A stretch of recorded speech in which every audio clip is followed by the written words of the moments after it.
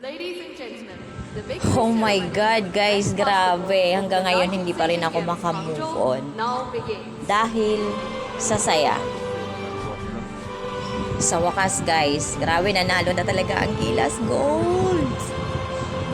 Grabe, for how long years daw? Hindi ko na alam. Basta sabi nila, it's 33 years bago The tayo People's ulit Republic of maka-final. At China. eto na nga yun. 获得铜牌的是中国队。 Ilang dekada bago tayo ngayon, nagkaroon na tayo talaga ng gold.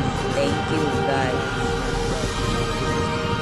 Tsaka, Silver medalist, napansin ko Jordan. lang, hindi mo tuloy mapapansin ang player natin, Pilipinas, kasi pati yung background kulay.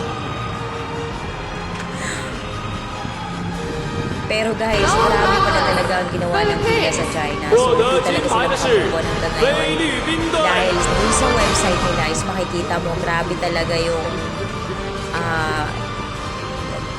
galit, o hindi naman, parang upset sa nangyari dun sa pagkatalo talaga nila against sa Pilipinas.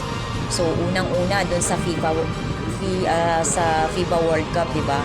Eh, yung natambakan natin sila, eh, yun yung dahilan na hindi na sila qualified for the Olympics. At ang Pilipinas ang dahilan nun. At ngayon naman is natalo sila for gold, di ba?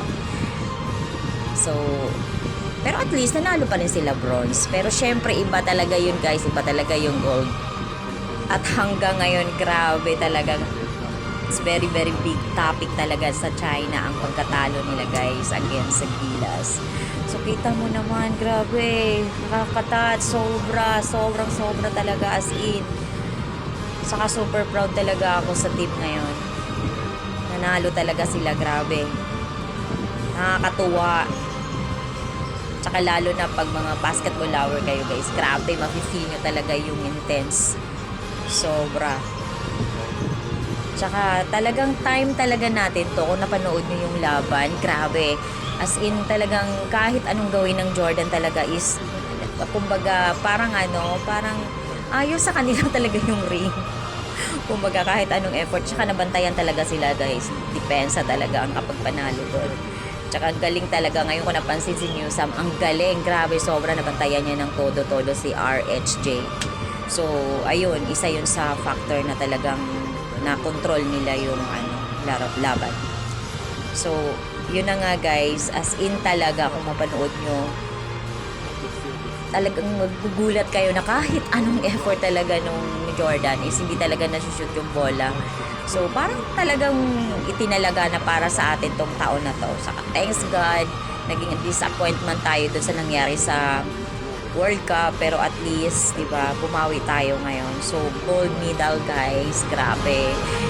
Kahit anong pang sports yan, or kahit konti lang yung gold na nakuha ng Pilipinas, but if we are talking about basketball, tas naka-gold ka, parang ikaw na yung number 1, grabe.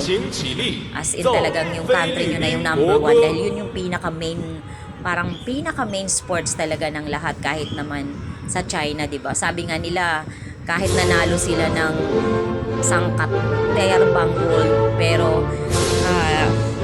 hindi sila nanalo ng gold sa basketball is nothing daw yun compared daw sa mga napanalunan nilang gold. So parang baliwala na daw lahat yun dahil natalo sila sa Pilipinas. So eto na, guys, di pa nakaka-touch. As in talagang pinatugtog na yung ating national anthem. Maririnig mo sa buong mundo, di ba? At saka mapapanood. Grabe, guys, nakaka-touch talaga. Hindi ko talaga akalain na eto lang kadali. As in, hindi naman masyadong madali. But the fact, parang okay lang yung laban at hindi talaga yung nakaka-tense. Kasi parang alam mo na kayang-kaya mo umpisa pa lang. Na alam mo na talaga na mananalo na talaga yung Gilas. So, maraming salamat talaga. At saka, thank you God. Thank you talaga.